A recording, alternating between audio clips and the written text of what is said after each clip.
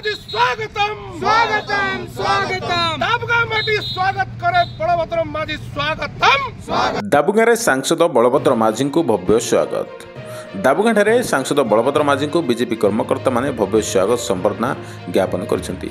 दाबुगाँ मंडल सभापति जे राजशेखर राव, राज्य कृषक मोर्चा कार्यकारी सभ्य जयंत कुमार पात्र, उपसभापति नरेश सिंह, बोरीगाँ मंडल सभापति जगदीश बत्रा, राजेन्द्र विषय, बंधु माझी, गोविंद माझी, रतन कलार, पपड़ाहांडी मंडल सभापति क्षेत्रमोहन पात्र, हरि पाणिग्राही, सत्य राव, भेंकट राव, सोमनाथ पूजारी, हरिहर डंगरी, नरु सिंह, दिनेश सिंह, विश्वनाथ माझी सह शताधिक कार्यकर्ता दाबुगाँ ब्लॉक कार्यालय निकटरू माँ ताराणी छक पर्यंत पाछुटी आनिथिले।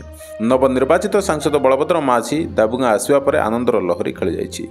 एही समय बीजेपी कार्यकर्ता सह दाबुगाँर मान्यगण्य व्यक्ति माने उपस्थित रहिथिले।